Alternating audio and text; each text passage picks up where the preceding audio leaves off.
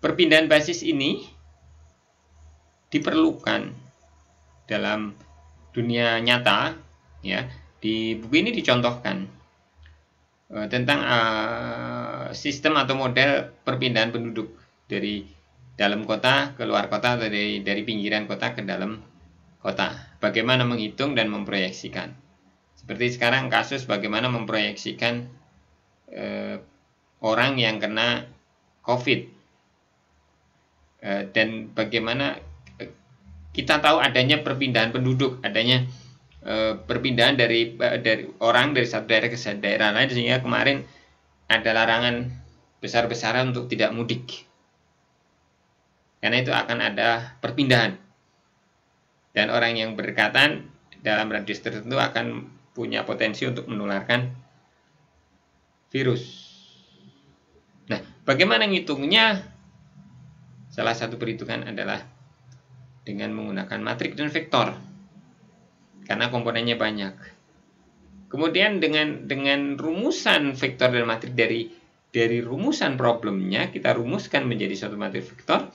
Tentunya kita sudah mendasarkan pada satu basis. Tapi kadang atau mungkin sering, saya nggak terlalu tahu, rumusan yang pertama ini berdasarkan satu basis tertentu. Dan ini mungkin agak sulit atau sulit kita lihat untuk perkembangannya. Untuk ya perkembangannya nanti untuk kalau COVID mungkin dari hari ke hari gitu ya. Hari kedua, hari ketiga, hari keempat sulit. Maka dilihatlah satu acuan yang lain. Dengan acuan yang lain itu, dengan basis yang lain itu, maka perkembangan akan lebih mudah dilihat, akan lebih mudah dihitung, maksudnya begitu. Kebayang kan ya bagaimana perhitungan itu, karena Anda baca ini bahwa ada perpindahan penduduk dan lain sebagainya, ada berapa banyak hal gitu ya. Tapi tentunya untuk COVID sedikit complicated gitu ya, jadi Anda harus banyak belajar lagi. Nanti ada PDP, ada PDP ya, yang ya awalnya kalkulus juga ya, dan seterusnya. Jadi semua terkait.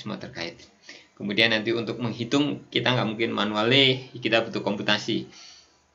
Walaupun kita jadi program minat, iya, jadi program minat, tapi sebenarnya semua saling terkait gitu loh. Yang graph banyak hal-hal digambarkan dengan graph dan seterusnya. Tapi kan orang nggak mungkin Anda menguasai semua sampai rinci, nggak. Tapi untuk menguasai satu yang rinci, basicnya adalah semua ilmu matematik. Gitu, hebat kan matematik? Hebat. Ini ilustrasi dari perpindahan basis ya, dimana matriks X awalnya matriks vektor X awalnya menggunakan basis baku, kemudian dipindah menjadi basis berdasarkan Y dan Z, maka vektornya menjadi seperti ini. Ini contoh ilustrasi adanya perpindahan basis dari suatu vektor. Ya, misalnya ini Y, ini Z adalah bebas linear, maka dia membentuk basis, ya kan? Di mana vektor 7,3 bisa kombinasi linear dari basis ini. Gitu. Ya. Jadi vektor koordinat X relatif terhadap YZ adalah 3,1.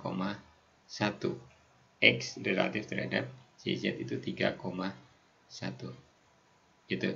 Nah, seperti itu contohnya ya.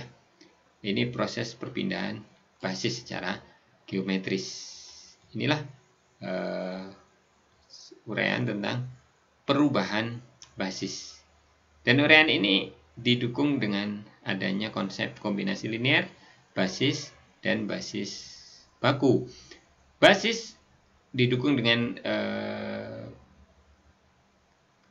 ketergantungan linear, dependensi linear, dan independensi linear, ketergantungan dan ketidaktergantungan linear. Jadi dari kombinasi linear itu nanti ada yang lebih khusus, yaitu tergantung atau tidak tergantung linear gitu. Nah, konsep-konsep itu yang menghasilkan ini. Tentunya masih ingat konsep ruang vektor itu apa ya, itu nggak sampai ke sana kita mereviewnya, tapi saya review sampai di sini saja. Tapi itu intinya.